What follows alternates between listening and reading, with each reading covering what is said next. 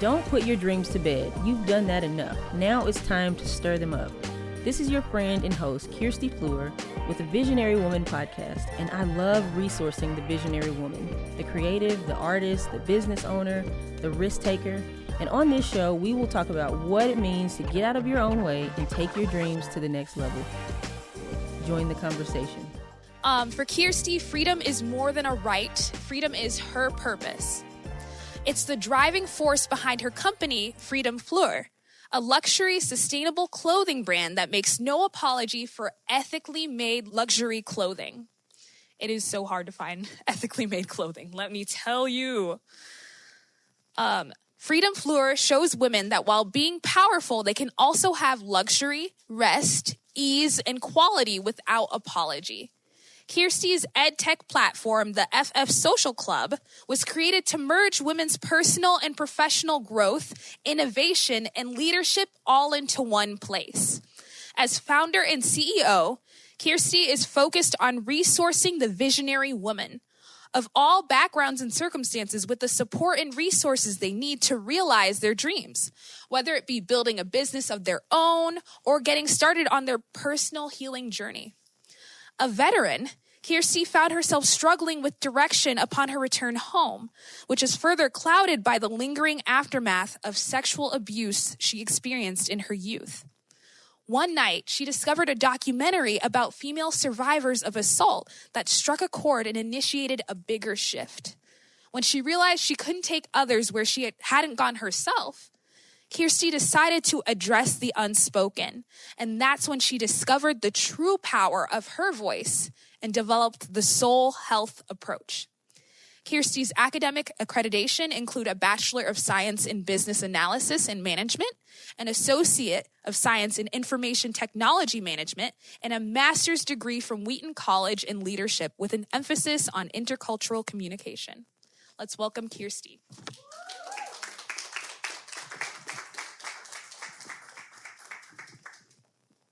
Hi, ladies. How are you? Good. It's good to be here with you guys. I was in the back wishing I was out here because I heard all the commotion happening, and it just sounded exciting. I'm like, I'm in the wrong room. I need to be in here with y'all. Y'all having a good time. But I do want to start with just a little bit of prayer. There's been a lot going on. Our team has been doing so much to get everything moving and going this week. And I'm super thankful for them, for all of our team that's here. We got Liv, Tammy, Chauncey, Matthew, our girls here with SNA, and everybody on the Moxie team. So just a quick prayer. God, we just thank you for today. We thank you for what you're doing and what you want to do in each one of us as women, as visionaries, as entrepreneurs, and whatever spaces we're in, even if we're aspiring entrepreneurs or aspiring business owners. But we just thank you for that. We thank you for the peace and the calm that we get to walk into today. And we also just thank you for the resources and the connections with other women here. And so we thank you, and we're excited to be here today. All right. Amen. This approach that I'm talking about, the soul health approach, is something that came from, it wasn't one of those moments where I decided, okay, I'm in business, let me put something really cool together so I can make some money and sell some courses to women. It came by way of journeying and through my life. And so what happened was I had this aha moment, like we sometimes do. Life is weird and challenging. Sometimes you're in these seasons where you're doing everything. You're like, okay, I'm working, I'm in my career. And then you look up and you're like, is this what I want to be doing? Am I where I want to be at? Like, is this it? You know, you're going through all the motions. Especially if any of you are moms, or if any of you are wives, or anything in between. There's so much that we can be inundated with. So many things all around us. There's so much noise. And so that's kind of where I was at. I was like, man, I'm doing all the things that people say that you're supposed to do. I'm doing all the things that culture says that you're supposed to do. I am on the worship team at my church. I'm leading. I'm starting nonprofit organizations for women who've walked through abuse. I'm married. I'm like, I have a decent income coming in for myself, have a nice home. So I've got all the things that people say that you're supposed to have a good, healthy, flourishing life. And in the middle of all of that, nothing was making sense. I'm like, how does this not make sense? Actually sat down and made a list. I'm like, okay, here's all the things that I have. These are the things that are working and are going good for me. Even started challenging my husband. Maybe we're not supposed to be together. Maybe this. And he's like, girl, we gonna be together. Like, we together, okay? We're compatible. And everything. I'm like, man. So, I allowed myself to challenge everything in my life because I just didn't get it. I'm like, this is supposed to be working. It's not working. So I started working on my physical health. Okay, I'm going to lose weight. If I lose weight, if I get my weight together, then I'll be where I want to be in life. Okay, got my weight together. Did not work. Still dealing with like that internal something in the background that's like, there's something more. And I'm like, what is the something more? I don't know what it is, And I wasn't giving myself space to sit in what is the something more. So I love that we did the meditation with Renita. It was just so perfect. It's really how I start my mornings, like calming myself down and bringing myself into a place that is grounded, because there is so much noise all around us, Everything is pulling on us, and it's so hard to not wake up in the morning and the first thing you do, go right here. Okay, let me see what everybody's doing. Girl, they're doing the same thing that they was doing yesterday and today. Everybody is okay. Your exes, they're okay. Your mama, she okay. Everybody is okay. But like making yourself get grounded and be where you need to be before everybody and everything, all the things. Even my child, I love him to pieces. He talks a mile a minute, but I love him to pieces. He wakes up immediately and has something to say. He wants to be all over the place. And I'm like, oh, no, I got to wake up before him and get my time so that, I can be grounded and be where I need to be, even for him. But as I was going through all this internal struggle and turmoil, I just started realizing that there's something more. It wasn't the spiritual things. In our culture now, everybody is increasingly all about self-care. Like, oh, when are we going to the next retreat? When are we going to get our nails done, our spa days? And people are meditating and lighting incense and smudging rooms and, you name it, whatever your ritual is, people cook for themselves or go to church on Sundays or whatever you do that's your ritual. Everybody is into that right now. And I think it's because everybody is realizing that there's got to be something more. And even all the spiritual things aren't even connecting. I talk to people who are believers, not believers, atheists, whatever your preference is, but everybody is realizing there's got to be something. There's got to be something. And so as I'm journeying, I'm like, what is it? What is the more that I'm lacking? It's not my physical health. It's not my mental health. I'm in therapy. Therapy's going good. She's telling me all the things I don't want to hear. And I'm sometimes doing them. It's not the spiritual health, because I've got mentors and guides and people that are around me. So it's not, so what is it? And so as I was there, I'm like, okay, so this feeling is what I call being lost at sea, being shipwrecked, because that's what it feels like. It feels like you're out there and maybe you don't feel it externally, but your soul feels it. Your soul is like, there is something and I'm just here kind of. Here's the crazy thing. We can look like we have it all figured out. Everybody can. It doesn't matter who it is. I know some really top name people and speakers and musicians. Everybody looks like they have it figured out. But all of these leaders at home, when you're talking to them, they ain't got it figured out. They don't. And, it's because we do get so inundated with the things that are around us. And then we don't realize that we really got to tend to our soul. So I'm going to throw this out here for you. What even is the soul? Does anybody know what the soul is? Anybody? It's kind of weird, huh? The whole being. Yeah. Yeah.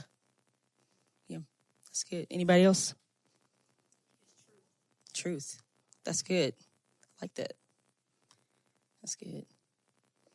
That is really good. All of those are right. The soul is comprised of your mind, your will, and your emotions. And so the soul is literally your unconscious mind. And so sometimes we have dreams and we don't know why we have dreams, because our subconscious mind, the mind in the back is saying something. Even if it's a weird dream, maybe you were sleeping, you were on the airplane, you were eating a waffle, and you're like, I don't know why I had a dream I was on the airplane eating a waffle, and then the waffle fell out of the sky, then I woke, just weird stuff. But what is your subconscious is like speaking to you in your dreams and in the background. And in the forefront, we bury those things because we don't take the time to see what it is that our soul needs. So your soul it is your personality. It is your identity. And in the society, like I said, that we live in, so many people are focused on physical health. So many people are focused on the spiritual health. But the soul connection is often disregarded or suppressed. And it is super easy to suppress it. We don't think about it. I never hear anybody talking about our souls unless it's in an interesting space and they're telling you where your soul's going to go. But you don't hear people talking about the soul's connection and how disregarded or suppressed it can be. But it is very easy to suppress your soul. And the important thing about the soul is that it has needs, and the needs of the soul are that it knows the good or the bad of the consequences. So we may not want to face it, but your soul wants to know, okay, here's what I want to do, but what are the good and the bad? What are the takeaways so that it can make a choice? So our subconscious mind is always working.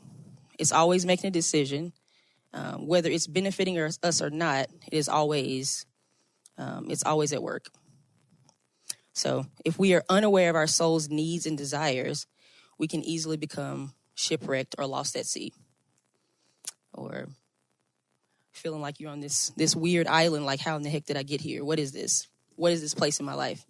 And so this is really where this approach developed for me. And again, it was not like, oh, I need to develop something for business and for all the things that I was doing. I literally was at a place where I was wrecked. I let this stuff start coming up. I was like, oh, it's coming up, and I don't know what's going on. Like, all these things are happening, and really what they are is like, like these moments of like fracture or, things that feel like they're at a disrepair. And then as you start pulling them up, like for me, my soul, I'm a Black woman, and there's things that I need, but I spent, the majority of my life doing worship music, contemporary Christian music, and all the things. But every stage that I stepped on, the pastor or wherever I would go, they would be like, well, could you not use vibrato? Could you kind of keep your voice like straight? We want it like if you could do it just like very straight. I'm like CeCe Wine is straight, or how straight we talking? Because I can't go there, But I did that. Like, so for years, I spent all this time like trying to, make myself fit in a box and be something that I was not, to fit that culture. And so culture is speaking. Culture is teaching us who we are. It's teaching us to suppress. So we're socialized. From the moment we're born, we're socialized. We're told who to be, what not to be, where to go, where to go. And all of those things come into effect when we think about our soul, because we have to think, okay, well, if this is what my parents taught, if this is what religion taught, if this is what spirituality or whatever practice or whatever thing I'm in taught, is this who I am, though? This may be what was put on me, but is this who I am internally? And so here I was as a 30-something-year-old woman realizing that, gosh, none of this stuff is actually me. I was like, gosh, I'm at an existential crisis. I'm talking to Chauncey, and I'm like, why do I have this on? I would never wear this. I'm like, I hate black and white.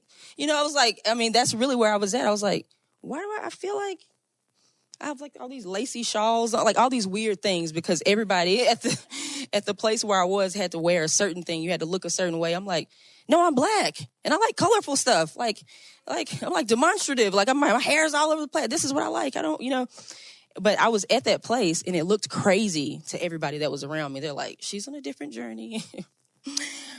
Okay, girl, we're gonna let you do your thing. Something's really going on with her, And so my friend circle started to change, and people were like, well, you're a little different now.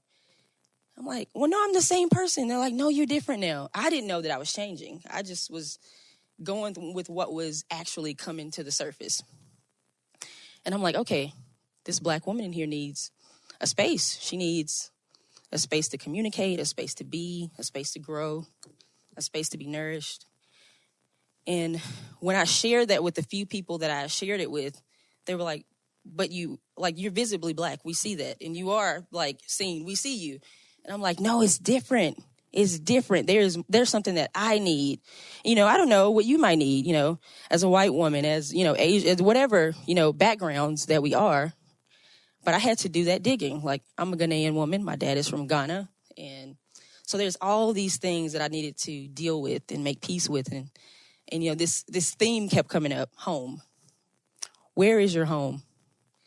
And I'm like, well, here at, this Cornerstone place on the corner of, no, girl, where is your home? What's going on internally inside of you? And that was it. That was the moment for me. It was all these moments that kept coming up. And so I found my avenue is music, arts, any type of expression.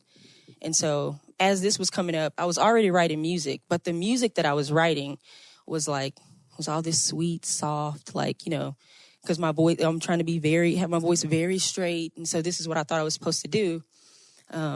But as I was coming to myself and doing the work on my soul, all these songs about justice started coming up. I'm like, girl, what? You can't do that. People, I was just flabbergasted at, what my soul actually wanted to say, what it had something, that it wanted to say something about. And I'm like, justice, justice for who? Justice for everything that's happening, in the Black community and our culture and women's rights and, and the things that I didn't address when I was a little girl. I was little, so rightfully so, there's things I didn't address. But as I got older, dealing with the sexual abuse, I was like, I need to actually deal with this and not, go to all these places, speak at all these conferences and talk to all these women and tell them how healed and how perfect I am. And if you do this, you can be healed and perfect too. But meanwhile, I'm at home struggling. I'm struggling because I've not dealt with it. I've not actually sat with it and said, this sucks. This was something that happened to me and I need to do something about it. I never checked to see if there was what were the statutes of limitations or anything. So I went through this whole journey where I checked on all that stuff. And I'm like, oh my gosh, I'm well within my rights to still do something about this. All of this was, for me, paying attention to what the soul needed. And it's that moment where you're reparenting yourself and you give yourself what you didn't get as a child. So you say, as a little girl, I didn't get to follow my dreams. So because I didn't get to follow my dreams, I'm going to give myself permission to do that now. Well, I wanted to paint. Well, I'm so old, I can't paint now. Well, I'm going to try to paint. I'm going to learn it, even if it's 2-3 days or, whatever. I'm going to at least try it out. And if I don't like it, I won't do it. I'll go do something else. Or when I was a child, we couldn't go on vacations because we were poor and other things took precedence. So we didn't do those type of things. But now I can give myself what I didn't have as a child. I can talk to that little girl. I can be the wise guide that she didn't have, the wise mentor that she didn't have. And I could be the 30, 40, 50, 60-year-old woman and say, hey, guess what? You're okay. You're safe. You're home. You have a home here. You're safe. You're guided. I'm guiding you. Because sometimes that little girl can get out of control. She can be emotional. She can be irate. She wants what she wants. And it's not always wise. So she needs a wise guy. She needs you. She needs the 30, 40, 25, 19-year-old, whoever, to talk to her and say, you can have these things, but here's how we're going to do it. We're going to put a plan in place to get here. Or, hey, this situation was not fair, or this wasn't just, but here's how we're going to do it in a mature way now that we are where we're at right now. It's crazy. It's crazy how powerful it is to look deep within yourself. So many people say looking inside yourself it can cause so much harm. I don't know about that. Looking inside yourself and doing work on your soul and your own personal development, not just the 5 areas of personal development that everybody talks about, which is the mental, the social, the spiritual, emotional, and physical. I always add the 6th one, which is the soul health. It has to be. And so the soul health is it's all about going deep, doing that inner work, really feeling to heal. And I believe that there is not a way to be a woman in business and really thrive and build something that's sustainable and something that is lasting without doing the work. You can. Here's the thing. You can build all day long. I've built a lot of stuff. Like, I just like building businesses. I like starting businesses. I like running businesses. It's a good time for me. However, I've built stuff that I don't ever want to do again. I was an event planner for a ton of years. And while I was doing it, I was like, I actually really hate this. And then I had my husband being the event planner. I would like sourced him out. I'm like, hey, so here's what I need you to do. I need you to talk to these ladies. And he's like, listen, I don't do weddings. What is this? I'm like, shoot, me either. Like, I need to quit this job. Like, this ain't it. And he's here to testify. I had to let that business go. It's crazy because I still get calls now like, hey, could you plan my wedding? I'm like, how are y'all finding my information out here? I'm like looking on the websites, trying to delete everything. I'm like, I'm not doing no weddings. But there's those things, guys, that we can build stuff that has no purpose and absolutely no meaning. And everything that you do, I'm sure you want it to have legacy. I'm sure you want it to have a lasting impact. And that's sustainable. Those are the things that are sustainable. And as I was building Freedom Sessions, which is, my clothing brand, it actually started as a nonprofit. But as I was building it, I took some trips to India. I got to meet some women who were in sex trafficking and different things like that. But I also met some women who were in the clothing industry, making clothes. And I realized, like, wow, they are not getting a sustainable wage. And I was like, these women are bosses. They legit are bosses. And I'm like, wow, I'm just watching them. They're working. They have men working for them. They have all these people working for them. And they're making nothing and working all day long. And then I came back to the U.S. and I was like, wow. Now, what's the difference between them and the women here in the U.S.? And I just kept seeing similarities, even though we have so much more. We got to be honest. We have a lot more than a lot of people, a lot of women in third world countries. But coming back home, I was like, wow, we all need the same thing, which is we need ethical wages. We need to be paid. We need all this fair treatment, all these things socially we need it. But I'm like, what is sustainable for women? What can women carry? Yeah, I can do the nonprofit thing and I can keep putting money in women's hands. But how does this build a legacy? How is this building something for them? And so that was my switch to turn Freedom Fleur into the brand that, okay, these women need something where they can be educated, upskilled, and resourced, and they can keep their dignity. It's different when somebody is giving you money. You're like, let me try to get that back to you. Or, it's wired within us. We want our dignity. And I'm like, I've got to do what it takes for other women to have. I would want to pay. If you gave me $1,000, I'm going to be trying to get that back to you immediately. And so that was my thought process. Like, women need their dignity restored. How do we do that? We allow them a space where they can build, a space where they can grow, they can upskill, and they can do the things that they need to do for themselves. But while we're talking about upskilling, and these women who are powerhouses and visionaries, I realized that too, that there's so many women around the world who are visionaries. And what is this visionary woman? And that there is no such thing as being a visionary without being a woman that has sight. Without looking inside yourself and looking around and seeing how you can change the world, being strategic and taking risk, and being the woman that you want to be, like being that woman on your own terms. And so that is that's really my whole wrestling and my whole point behind Freedom Sessions and my whole heart behind the FF Social Club, our platform where we resource women, is that women can find a place where they can transform their souls. And there's a ton of resources and things in there that you can do. Of course, I love the guided meditations. I love all the spiritual things that you can do. But for me, it's like you got to go deep first to build the external things. So if we have time, I don't know if do we have time? For a few minutes? A few time, okay.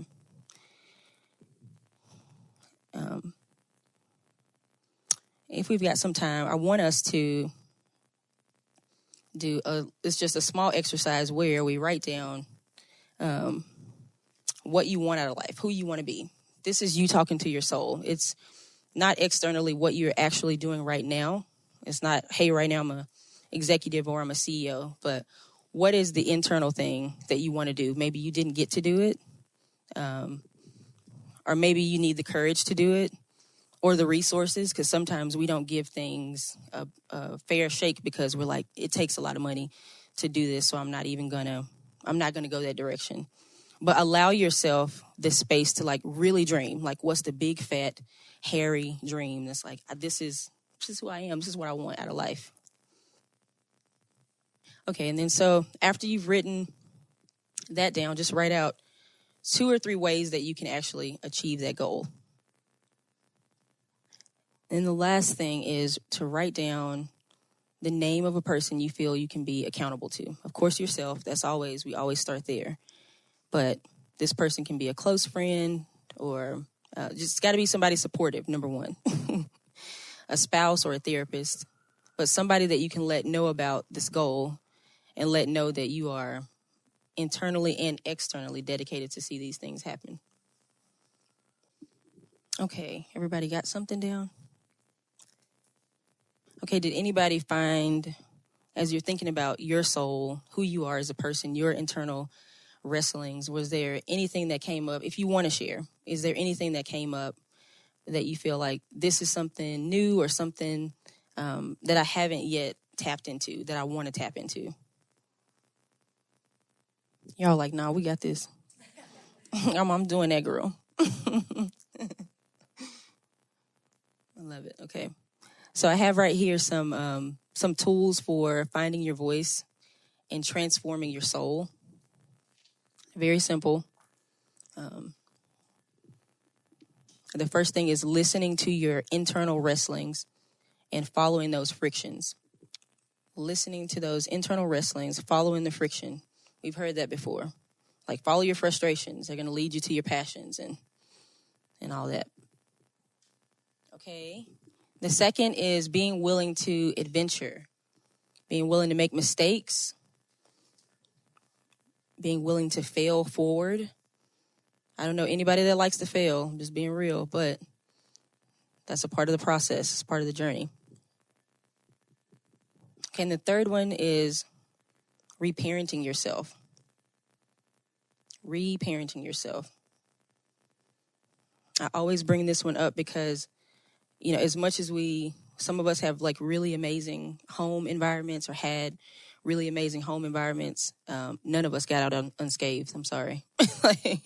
It doesn't matter what it is. It's a little trauma, big trauma, or we didn't get everything we possibly could have needed out of our childhoods. And so I don't want that to be the thing that hinders us from moving forward in life as women. I don't want it to be, okay, let me get revenge on my parents or whoever the things are, or, you know, spend all this time in this cycle of the frustration of what I didn't get or the things that happen, but how you can actually build upon those. That's the point with reparenting that inner child, is getting what you didn't get and giving it to yourself. And that is radical responsibility. That's what I call that, taking radical ownership and radical responsibility of our own lives. Okay, the next one is not forsaking your internal guide, which I call a beacon. Your internal guide is a beacon. So in a lot of spaces, this internal guide is, people call it all kinds of things. People say your internal light is God within you. Your internal light is you. It's a light worker. All these different things in different spaces. But the point is, we are always looking out for somebody to guide us. Wherever we go, we're always looking out. But the point is to you become the guide. You look inside. What does my soul actually need? And give yourself those things. Okay, my soul is needing something. I love jazz. I love, R&B and soul music and all those things. So I need that. My soul actually needs that. As a Black woman, I need to be around other Black women who are in business. I need to be around other CEOs, all those type of things. So there are things that our soul is longing for that sometimes we suppress, that we have to go out and get and make sure that we get those things.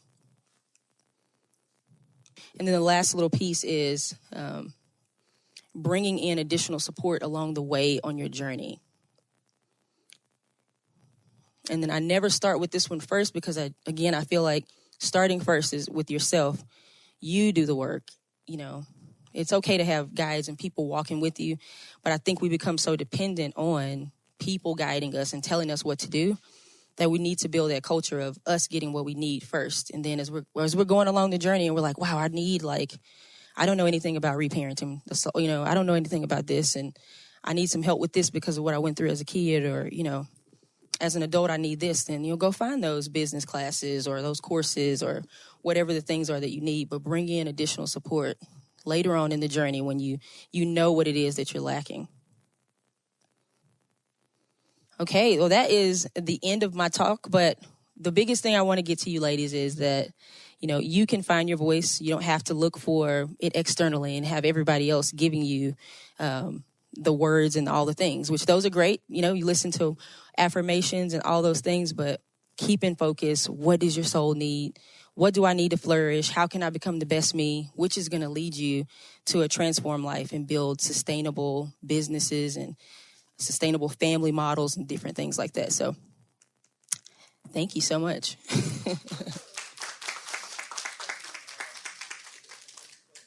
Oh, yes. Okay. He's, my advocate right there. Look. Okay. My website. Nice. Aye, that's me. In the suit. I'm wearing a suit that I designed. I just want to say I cannot fit the pants to them because the baby is babying. But we do have a platform called the FF Social Club, which is in beta testing right now. So we have developers who are developing like the Web3 side of it and all that. So it's a virtual space where women can come together and do all the things, kind of my brainchild. But right now we have, if you type in the ffsocialclub.com, you'll see the aspiring founder and the current founder. Like if you're founder CEO right now, there's two different ways you can join because we have different sets of needs. And then I have courses coming out soon about the soul health approach. That'll be on here soon. My creative director is back here somewhere working all his magic on all those things. And what else, guys? Is that it? Yeah. So our next freedom session is actually going to be in Mexico, in Tulum. So we're super excited about that with our partners in Mexico. Some of you guys may be like, have you seen the news and do you know what's happening in Mexico? Because, baby, I'm not coming. But Tulum is a different space, and we don't have to talk about the cartel because it's just a different situation in Tulum. But we are going to Mexico. Granted, everything will be, good then. But we're excited about it's really a soul health retreat for women in business. And so if you have interest in that, that'll be coming up soon as well. That is in the spring 2024. So, yeah. Thank you, ladies. Thanks for listening and joining the conversation today here on the Visionary Woman Podcast. If you enjoyed this episode and would like to join our growing community, the FF Social Club, please comment, like, and subscribe so that you can be updated on our upcoming episodes and more happening over at freedomfleur.com. To catch the latest from me and to access amazing resources for visionaries just like yourself, please visit me on the web at www.kirstiefleur.com. Thanks again for hanging out with me, and I'll see you next time. Until then, don't forget to be visionary.